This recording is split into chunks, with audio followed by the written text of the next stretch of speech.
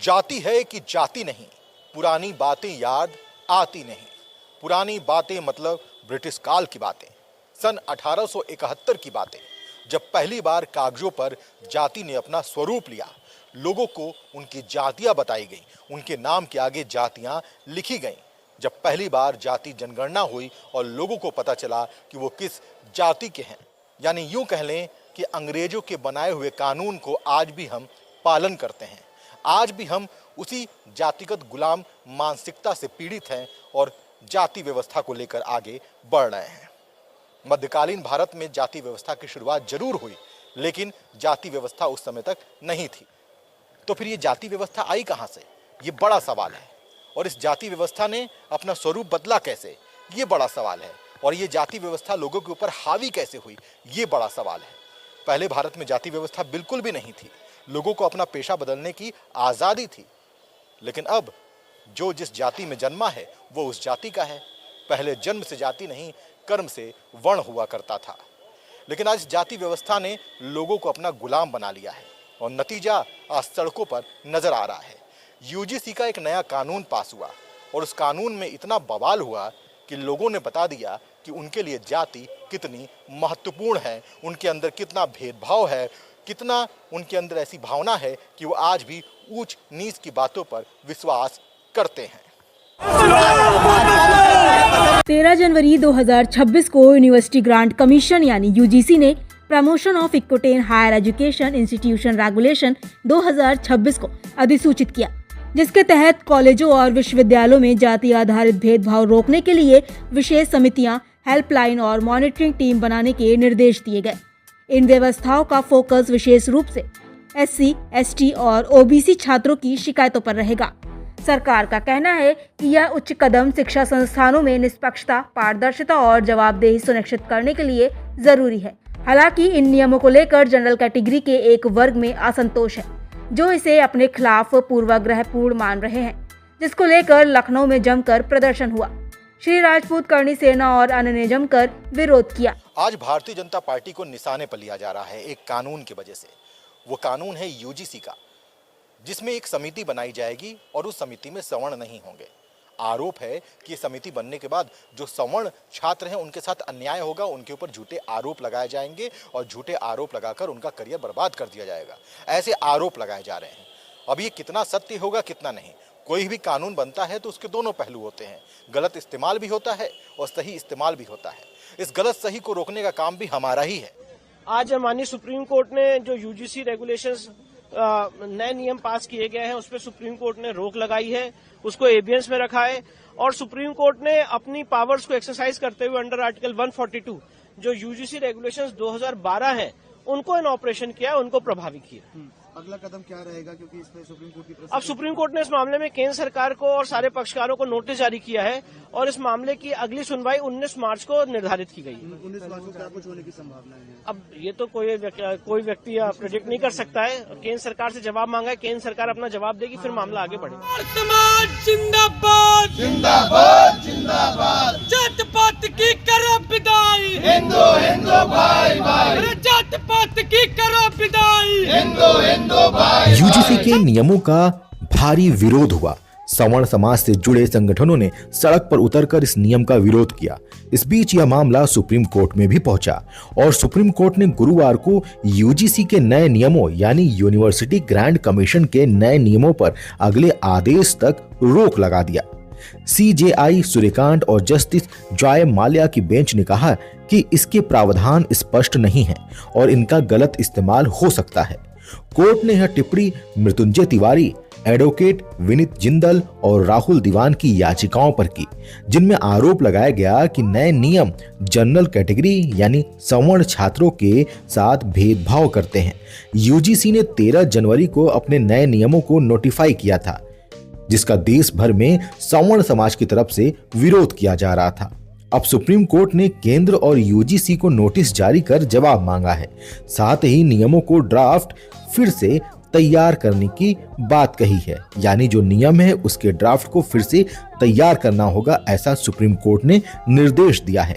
Court ने कहा है कि इस मामले में अगली सुनवाई अब 19 मार्च को होगी। सुप्रीम कोर्ट ने कहा है कि फिलहाल 2012 के यूजीसी नियम देश भर में लागू रहेंगे।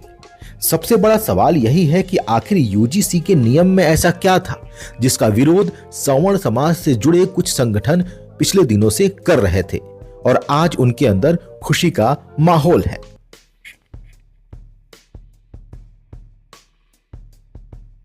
विश्वविद्यालय अनुदान आयोग यानी यूजीसी ने promotion of equity in higher education institutions regulations लागू किए हैं। इस नए नियम का उद्देश्य भारत के विश्वविद्यालयों, कॉलेजों और उच्च शिक्षण संस्थानों में जाति, लिंग, विकलांगता या सामाजिक पृष्ठभूमि के आधार पर होने वाले भेदभाव को रोकना है। बीते वर्षों में यह लगातार सामने आता रहा है कि उच्च शिक्षा संस्थानों में पढ़ने वाले छात्र और काम करने वाले शिक्षक विशेषकर SC, ST, OBC, महिलाएं और दिव्यांग भेदभाव की शिकायतें करते रहे हैं। इन शिकायतों के समाधान के लिए कोई स्पष्ट, समयबद्ध और संस्थागत तंत्र मौजूद नहीं था। इसी कमी को दूर करने के लिए यूजीसी ने इक्विटी कमेटी और इक्वल अपॉर्चुनिटी सेंटर जैसे प्रावधान अनिवार्य किए। यह कानून किसी जाति के खिलाफ नहीं, बल्कि समान अवसर और न्यायपूर्ण वातावरण सुनिश्चित करने के लिए लाया गया है। अब आइए समझते हैं कि इक्विटी कमेटी में कौन कौन से सदस्य होंगे। यूजीसी के नए नियमों के अनुसार हर विश्वविद्यालय और कॉलेज में इक्विटी कमेटी का गठन अनिवार्य है। इस कमेटी की संरचना में संस्थान प्रमुख यानी वाइस चांसलर, प्रिंसिपल या डायरेक्टर अध्यक्ष होंगे। 3 वरिष्ठ फैकल्टी सदस्य होंगे, 1 नॉन टीचिंग स्टाफ प्रतिनिधि होगा, 2 नागरिक समाज यानी सिविल सोसाइटी के सदस्य होंगे, इक्वल अपॉर्चुनिटी सेंटर के कोऑर्डिनेटर यानी सदस्य सचिव होंगे, 1 से 2 छात्र प्रतिनिधि विशेष आमंत्रित सदस्य होंगे। नियम यह स्पष्ट करता है कि पूरी कमेटी में सामूहिक रूप से SC, ST, OBC, महिला और दिव्यांग प्रतिनिधित्व का होना अनिवार्य है, लेकिन यह किसी एक विशेष पद से नहीं जोड़ा गया है। अब समझना यह भी जरूरी है कि SC, ST, OBC, महिला और दिव्यांग सदस्यों की आवश्यकता क्यों है। इन वर्गों का प्रतिनिधित्व इसलिए आवश्यक किया गया है क्योंकि ऐतिहासिक रूप से यही वर्ग शिक्षा व्यवस्था में सबसे अधिक उपेक्षित रहे हैं। भेदभाव के अनुभव इन्हीं समूहों के पास सबसे अधिक है। बिना इनके प्रतिनिधित्व के शिकायतों की निष्पक्ष जांच संभव नहीं है। निर्णय प्रक्रिया में विविध दृष्टिकोण होना भी जरूरी है। यह प्रतिनिधित्व विशेषाधिकार नहीं, बल्कि संतुलन लाने का प्रयास है, ताकि जिन वर्गों की आवाज पहले नहीं सुनी जाती थी वे अब निर्णय प्रक्रिया का हिस्सा बन सकें। अब सबसे बड़ा सवाल है सवर्ण यानी जनरल कैटेगरी का। क्या ये सदस्य भी कमेटी में रह सकते हैं? यह समझना बेहद जरूरी है कि यूजीसी का यह कानून सवर्णों को बाहर नहीं करता। नियम में कहीं भी यह नहीं लिखा कि सवर्ण सदस्य नहीं हो सकते। ये जरूर है कि सवर्ण का जिक्र नहीं है, लेकिन यह नहीं लिखा कि सवर्ण सदस्य नहीं हो सकते। जो भी विरोध हो रहे हैं और जो विरोध करने वाले हैं उनको यह समझना जरूरी है कि क्या इसमें सवर्ण सदस्य हो सकते हैं या नहीं हो सकते हैं, या सवर्ण शब्द का इस्तेमाल ना करने के पीछे का कारण क्या हो सकता है। वास्तविकता यही है कि संस्थान प्रमुख यानी अध्यक्ष अधिकांश सवर्ण ही होते हैं। फैकल्टी सदस्यों में भी बहुसंख्यक सवर्ण वर्ग से ही आते हैं। सिविल सोसाइटी और प्रशासनिक प्रतिनिधि भी प्रायः सवर्ण ही होते हैं। इसलिए व्यवहारिक रूप से इक्विटी कमेटी में सवर्ण सदस्यों की मौजूदगी स्वाभाविक और सुनिश्चित है। महिला या दिव्यांग सदस्य भी किसी भी जाति के हो सकते हैं, वे सवर्ण भी हो सकते हैं। अब सबसे बड़ा सवाल है कि विश्वविद्यालयों और कॉलेजों में किस जाति की कितनी भागीदारी है। उपलब्ध सरकारी आंकड़ों, संसद में दिए गए उत्तरों और RTI डेटा को मिला जुला कर देखा जाए तो एक रिपोर्ट सामने आती है। उस रिपोर्ट के अनुसार प्रोफेसर स्तर पर 90% से अधिक शिक्षक सवर्ण यानी जनरल कैटेगरी के हैं। विश्वविद्यालयों और कॉलेजों के अध्यक्ष, कुलपति, प्राचार्य पदों पर 90% से ज्यादा जनरल कैटेगरी यानी सवर्ण है। SC, ST और OBC के प्रतिनिधित्व की बात करें तो यहाँ पर प्रोफेसर स्तर पर ये बेहद ही कम है। निर्णयकारी पदों पर भी ये नगण्य के बराबर हैं। आप यूं कह लें कि 0 से 1 से 2% ही इनकी संख्या है। यह असंतुलन दशकों से बना हुआ है और यही असमानता इस नए कानून की पृष्ठभूमि है। अब हम निष्कर्ष पर आते हैं कि क्या इक्विटी कमेटी बनने से सभी जातियों का संतुलन बनेगा या नहीं।